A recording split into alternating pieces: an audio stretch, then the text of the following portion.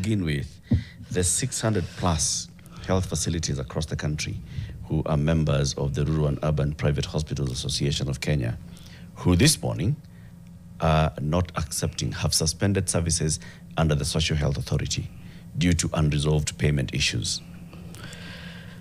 So there are a few things that we need just to clarify so that we are on the same page. In 2018, there was a task force that was formed called Panel of Experts. They looked at and came up with a document called the NHIF We Want. And one of the things that they did was to look at what are the weaknesses, what are the challenges NHIF faces at that particular time, and how do we fix those issues.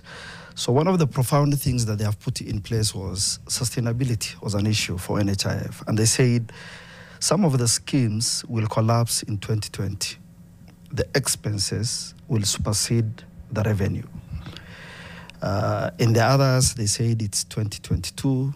And that was one of the recommendations, was just to change the architect of NHIF. That report is what we tried to replicate in terms of how do we come up with an institution that's financially sustainable and is able to pay its service providers. SHA was born in the process. The biggest expectation, which everyone rightly believes so, is SHA has inherited both the liability and the assets, which is correct. And I'm not in denial. But what we need to look at is how has SHA been since it started to date? Was it able, or has it been able to meet its the obligations? And I can tell you today categorically that under the claims that we have received for SHIF, under SHA, that's the fund, 17.5 billion, and we have paid it all for October to January. Meaning, despite our contract with the provider saying that we will settle claims within 90 days, the 90-day period, we have been able to do on a monthly basis. Because we understand that there has been pending bills for NHIF, that facilities still need cash flow to continue providing as we settle on what are those pending bills.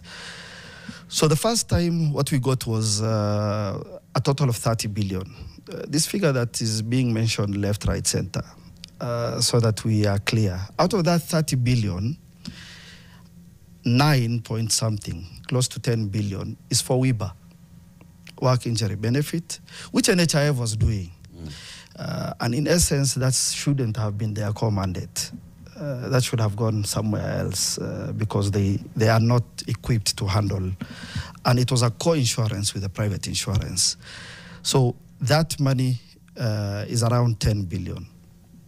Out of the remaining 30, we have settled almost 9 billion since around July to October, mid-October last year.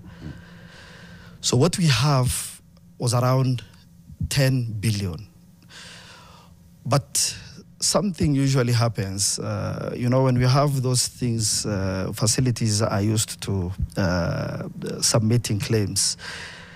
So what is happening currently is a process of reconciliation with the individual providers. Because, you don't want this general people saying, oh, there is this much.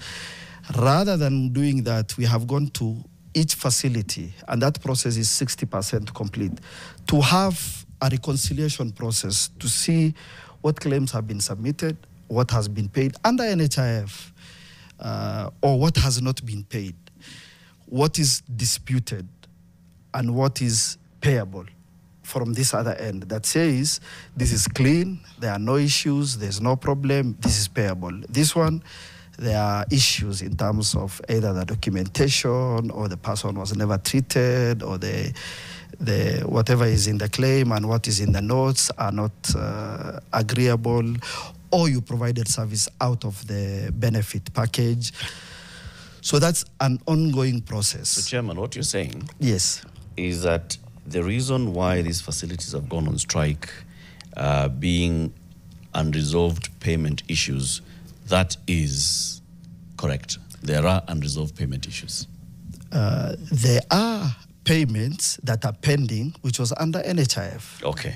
So there are unresolved payment issues. There are payments that are pending. But under SHA, since October, there are no pending claims. As far as the health facilities are concerned, yes, they are owed money. Yes. So that's the correct position. Yes. They are owed money. Yes. That's correct. Okay. That's correct. And some of these, what you're saying, are historical bills. And some of them go as far as 2016. Okay.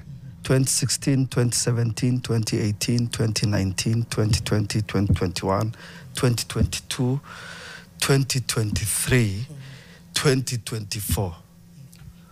Many years. Yes. Under the same government of the Republic of Kenya. Yes. Okay.